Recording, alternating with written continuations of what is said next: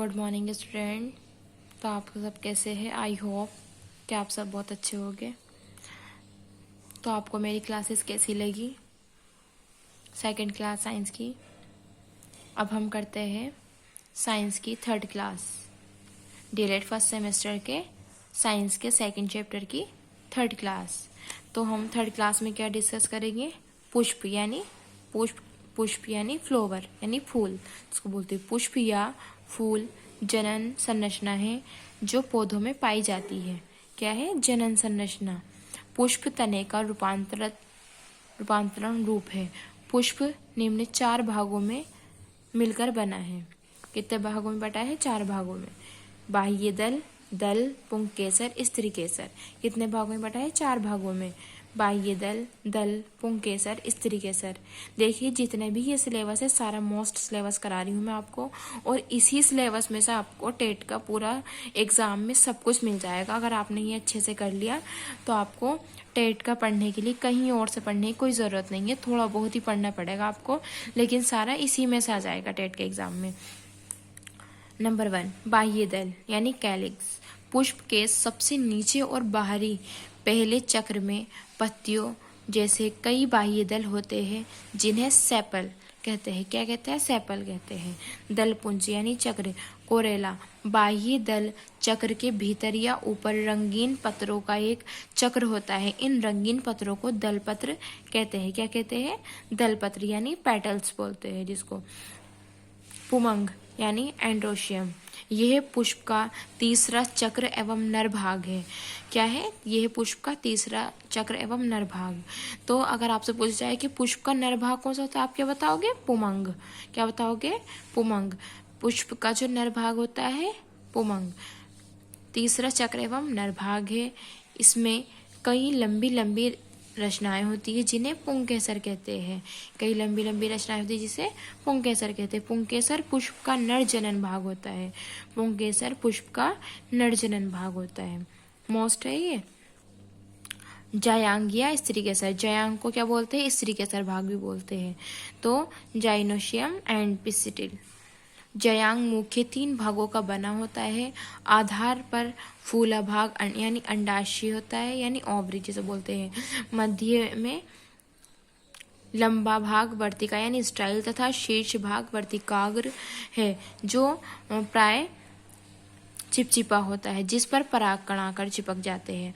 अंडाशय में बीजांड होते हैं तथा प्रत्येक बीजांड में एक अंड कोशिका होती है। इस अंड कोशिका में भी गुणसूत्रों की संख्या अगुणित होती है। तो आपको जितना भी है ये अच्छे से समझ के पढ़ना है। एक बार पुष्प का जो चित्र है उसको देख लो, उसके ये सारे नाम याद कर लो, आपको अच्छे से याद हो जाएगा। मोस्ट है ये, बहुत बार इसमें से पूरे ही चैप्टर में सेकंड चैप्टर बहुत ज़्यादा मोस्ट है और फर्स्ट भी बहुत मोस्ट था। तो इसमें फर्स्ट और सेकंड चैप्टर दोनों ही बहुत ज़्यादा मोस्ट है। साइंस का इतना बहुत ज़्यादा सिलेबस नहीं है, लेकिन जितने भी सिलेबस मैंने कराया है सारा ही मोस्ट टॉपिक है। और ये आपको जितना भी कराया है शॉर्ट कराया है, ज़्यादा लॉन्ग नहीं कराया है, क्योंकि अगर ज़्यादा लॉन्ग हो जाएगा तो आपको समझ में भी नहीं आएगा, समझ में और याद भी नहीं हो पाएगा। सबसे अच्छी बात ये है कि आपको समझना ही है, रटना नहीं है। रटोगे तो कुछ नहीं हो पाएगा एग्ज़ाम में। समझ के करोगे तो अभी ऐसा लगे कि हमें कुछ नहीं आता, लेकिन जब एग्ज़ाम दोगे तो आपको अगर समझा हुआ होगा तो पूरा पेपर बहुत अच्छे से कर पाओगे। और 80% से प्लस ही नंबर लाने हैं, कम नहीं लाने। वर्तिकाग्र, जो ये ऊपर का ये भाग इसको क्या बोलते हैं? वर्तिकाग्र। ये जो पतला सा जा रहा है इसको क्या बोलते हैं? वर्तिका। और ये वाला जो भाग है ये अंडाशय। ये जो बीच का है इसको क्या बोलते हैं? जयांग। ये जो होते हैं यहाँ से दल, परागकोश, पुंकेसर। ये इसको क्या बोलते हैं? पुंकेसर। बाह्य दल, जो ये वाला बाहर वाला भाग है बाह्य दल। बाह्य यानी बाहर और दल यानी जो बाह्य वाला। पुष्पासन, जिसपे पुष्प खिलता है उसको क्या बोलते हैं? पुष्पासन। पुष्पवृंत, इसको क्या बोलते हैं? पुष्पवृंत।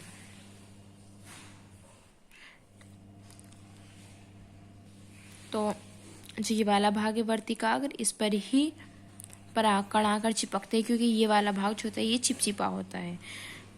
तो लिख लेना नीचे, ये सामान्य पुष्प के विभिन्न भाग। ठीक है, तो इसको अच्छे से समझ के और ये 2-3 बार पढ़ लेना, याद कर लेना, यानी कि समझ के। पौधों एवं जंतुओं की उपयोगिता यानी utility of plants and animals. पौधे मनुष्य के किसी न किसी रूप में उपयोगी होते हैं, इसलिए पौधों को उगाया जाता है। पौधे मनुष्य के किसी न किसी रूप में उपयोगी होते हैं, इसलिए पौधों को उगाया जाता है। भोजन प्राप्त करने वाले पौधे, जिनसे भोजन प्राप्त होता है वो कौन कौन से पौधे हैं? चावल, मक्का, ज्वार, जौ, गेहूँ, मटर, चना, मूंग, अरहर आदि।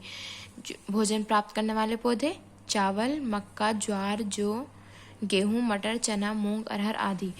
रेशे प्रदान करने वाले पौधे, जिनसे रेशे यानी जिनसे ऊन वगैरह प्राप्त होती है, उनको कहते हैं रेशे प्रदान करने वाले पौधे। कपास के पौधे से रुई, जूट, सन, कोयर आदि पौधे से रेशे प्राप्त होते हैं। कागज प्रदान करने वाले पौधे पाइनस, चीड़, बांस, एबिस, पिसिया आदि के रेशोतनों से प्राप्त होते हैं। रबर प्रदान करने वाले पौधे, जो रबर होती है वो किससे प्रदान होती है? हिबिया ब्राजीलियनेंसिस नामक पौधे से रबर प्राप्त होती है। रबर प्राप्त करने वाले पौधे हिबिया ब्राजीलियनेंसिस नामक पौधे से रबर प्राप्त होती है। गेंद प्रदान करने वाले पौधे नीम, बबूल, कुमड़ा, इन पौधों से गोंद प्रदान होती है।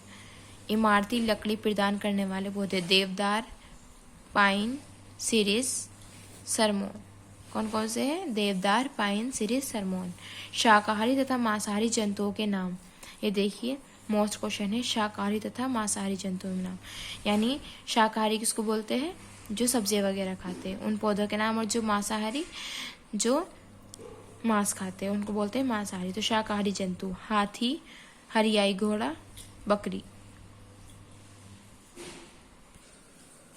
हाथी, दरियाई घोड़ा, बकरी। मांसाहारी जंतु कुत्ता, चीता, बाघ, भेड़िया। तंबाकू के सेवन से हानियाँ, ये मोस्ट है, पूछा गया है तंबाकू के सेवन से कौन कौन सी हानियाँ होती है।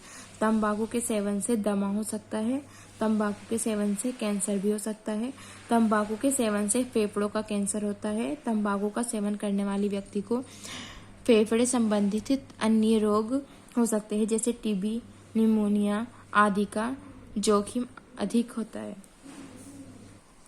ये नोट डालकर ये लिख लेना है। अमरबेल एक परजीवी पौधा है जो अपना भोजन चूषक जड़ों के द्वारा अपने आधार यानी पोषक पौधे से लेता है।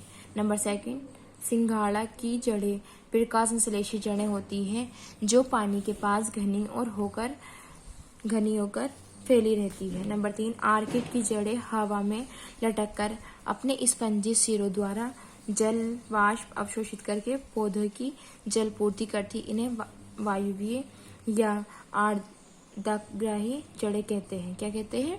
वायुवीय या आर्द्रताग्राही जड़ें कहते हैं। तो ये तीनों टॉपिक कर लेना, मोस्ट है। 2017 में ये तीनों आए हुए हैं और इससे पहले भी आए हुए हैं। तो आज आपको क्लास कैसी लगी कमेंट्स बॉक्स में बताना, और क्लासेस देखने के लिए चैनल को सब्सक्राइब करें, लाइक कमेंट्स करें। Okay, thanks.